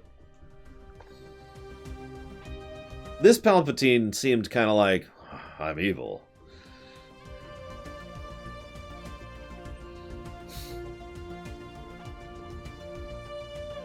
The 16-hour timer? I liked how they introduced it and then basically ignored it at almost every opportunity. I mean, Jesus Christ.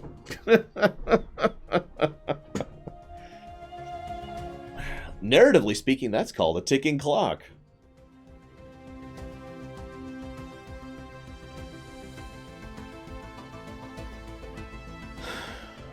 Is Star Wars ruined for me? No. I could go watch Empire Strikes Back right now and be fine with it. And of course, I'm going to be watching The Mandalorian at some point, probably, maybe. Do I prefer this? I prefer the EU's post Return of the Jedi. Easy answer. I don't even have to think about that one.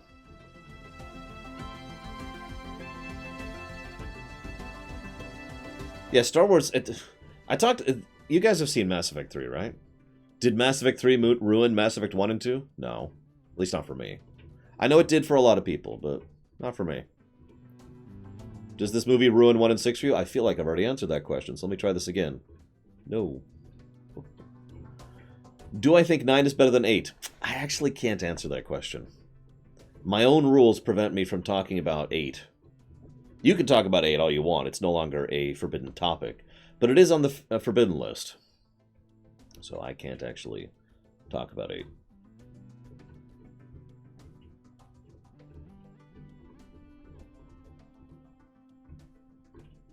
See, you can talk about 8 all you want.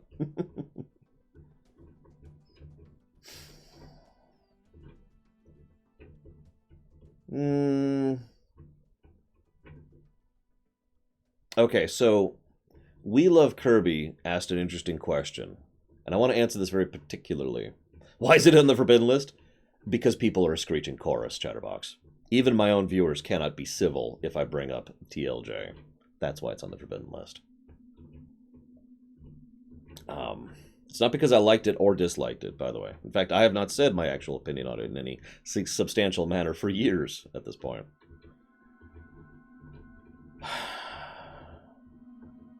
The question asked was, would I be okay, and I'm sharing this so you guys can answer too, would you be okay with a decanonization of the sequel trilogy? Just removing it from continuity?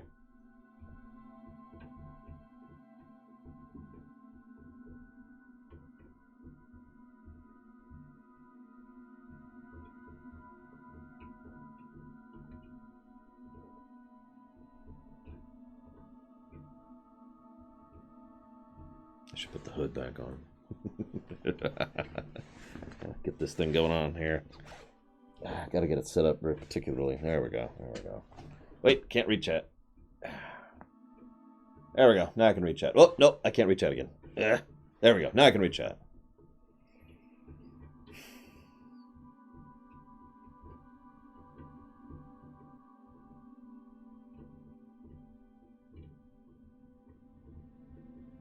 I mean, I like Rebels. Make of that what you will. It's a good show. Very flawed, but good. It's like Final Fantasy X. I shouldn't say that.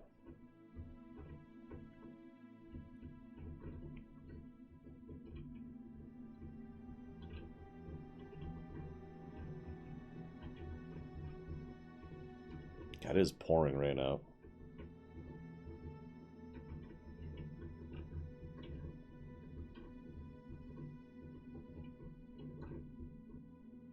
All right, my opinion.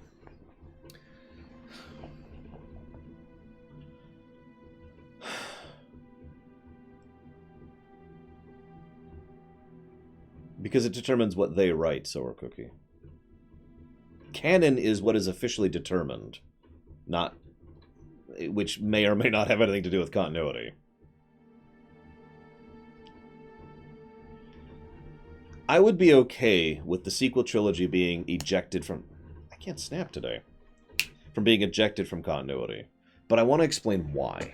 Because it has nothing to do with the quality of the sequel trilogy. It has to do with two separate factors I want to mention. First and foremost, I'm a Star Trek fan. Some of you understand that immediately, but on the off chance that some of you don't get that point, Star Trek is amazingly inconsistent internally. Even within a single show, it's amazingly inconsistent. So, I'm really accustomed to just kind of mentally ejecting pieces of a work because they don't fit. I've been doing that since I was literally a child. So, it doesn't bother me because, okay, and to be perfectly blunt, I already do that with the EU. Present tense. You can't tell me all of you take all of the EU as consideration when it comes to continuity. The whole thing. I've said this before and I'll say this again. We all cherry pick to some extent or another. There's nothing wrong with that. And that's kind of my point. There's nothing wrong with that. So that's the first reason. You eject it? Okay. And it's just a Tuesday to me. But I do want to mention the other reason I'd be okay with ejecting the sequel trilogy. And I know, Huthor, if you're watching the VOD, I apologize because you're going to really disagree with me on this one. But it's because, to me, the sequel trilogy has never fit the rest of the AU. I've actually been exposed to a decent amount of the AU at this point. Quite a few of the comics, some of the books, 2 of the shows. I've kind of, there's Mandalorian, which is coming up. We've got Resistance, which I'm not actually going to watch. There's the Spy Dude show that's coming up. Most of the rest of the AU actually fits together pretty well. I'll be talking about this when we get to Jedi Fallen Order as well, which, by all accounts, also fits pretty well with the AU. But the AU, as weird as this sounds, doesn't feel like it includes the sequel trilogy to me. It never has. That's true of all 3 films, by the way. Again, totally regardless of quality, good or bad, they just don't feel like they fit. Rogue One? Yeah, okay. Solo? Few issues, but it kind of leans in there. Rebels, Jedi Fallen Order, Clone Wars. Again, the comics. Kanan has his own comic series. A lot of the AU stuff is chunked. And then there's just the sequel trilogy. So again, ejecting it is something that I'm kind of already doing, whether I mean to or not. Again, regardless of quality. What's the most common thing I've been saying to this whole discussion? Well, in a vacuum, this scene works. Well, in a bubble, these aspects of the film work.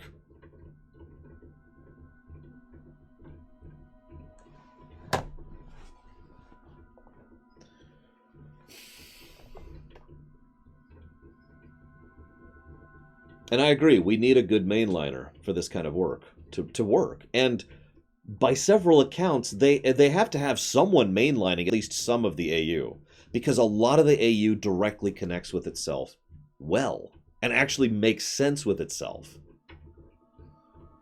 So it's like, huh. Someone's got to be paying attention to that. I don't know who it is. I really don't. We don't have a Kevin Feige in Star Wars.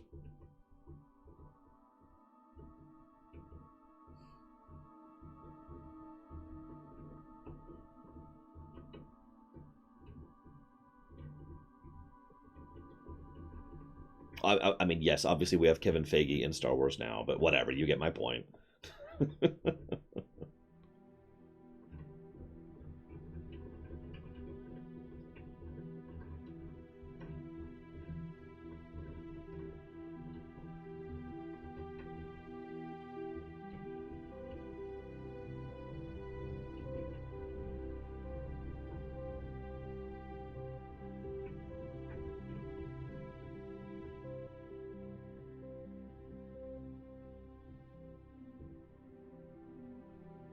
I'm just reading. Sorry, guys.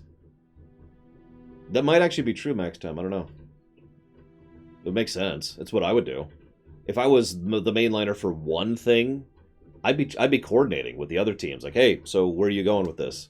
What kind of themes are you working? What kind of story beats are you hitting? How are you pushing this angle? What are you changing? You know, what alterations to the continuity are you doing so I can take those into account, right? Now, that's the kind of person I am, because I'm really big on continuity, but still, I can't imagine I'm alone in that.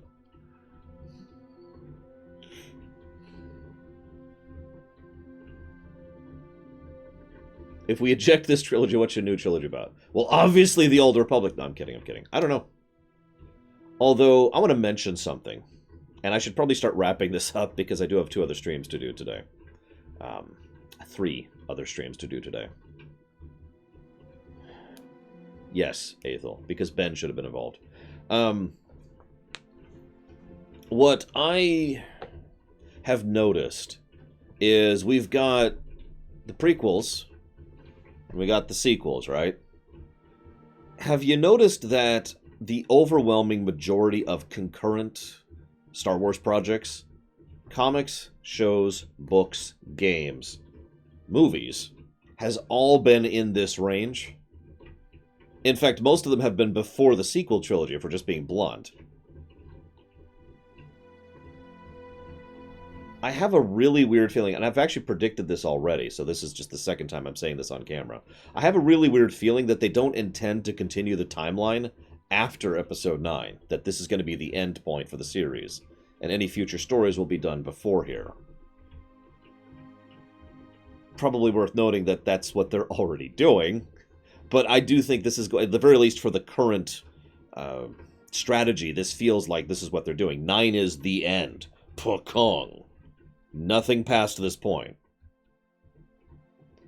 And honestly, I'm okay with that. It means we're going to be getting technically a whole lot of prequel stuff and midquel stuff, but, I mean, Shadows of the Empire, right? Nothing new.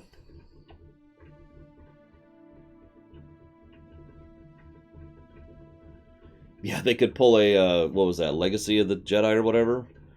That stupid comic where they jumped forward 100 years. I'm sorry, I shouldn't say. I didn't care for that comic series at all. Darth Crate, that whole thing. Not my thing.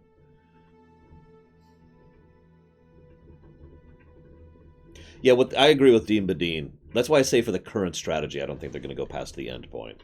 If they go past the end point, it will be a new decision by a new team in a new market. AKA about a decade from now.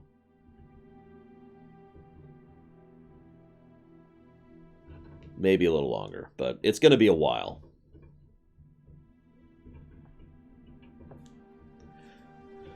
One of the other interesting things, and I looked a little bit into this, is I'm not sure... How do I phrase this? I've been looking into what info I could on future Star Wars films and future Star Wars works, and near as I can tell, there's actually nothing codified right now. Like, they were doing an Obi-Wan film, and now they're not, and they were doing a trilogy, and now they're not, and everything is just completely up in the air at the moment. You notice that? You'll also notice that they're shuffling heavy over towards the television side of things, with the Kenobi thing being probably the prime example of that.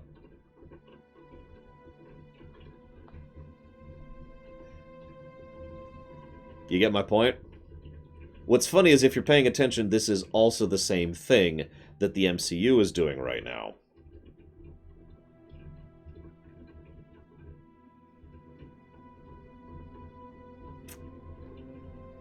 Just interesting to think about, and not completely non-surprising, I might add. Television right now is actually a pretty good medium to get in at this point in time, legitimately. So, not really something I wouldn't do myself. Especially now that they have Disney Plus, which is basically floodgates open at that point. I agree, Star Wars as a concept works better than a TV show. If I could talk about my own stupid, boring, terrible stuff for just a moment, I know none of you care about. Once upon a time, I've been asked, what kind of movies would you like to make? And I usually respond, well, I don't want to make movies, because, I think movies, like, I wouldn't be a good filmmaker. But I've been thinking about that, and I've changed my mind. If I ever had infinite power and money, haha, I would want to do concurrent projects leading up to a movie, and then have the movie be the big moment, which then leads to more show, more books, more game, leading to another movie, which is another big moment, and so forth and so on, following this general kind of pattern. Because movies are good at handling big, substantial moments that are, huge status quo changers. And in the current era, it's easier to stay connected with that kind of a thing than it ever has been. Like, you can... Right? Doing that back in the 70s was completely unfeasible. But now?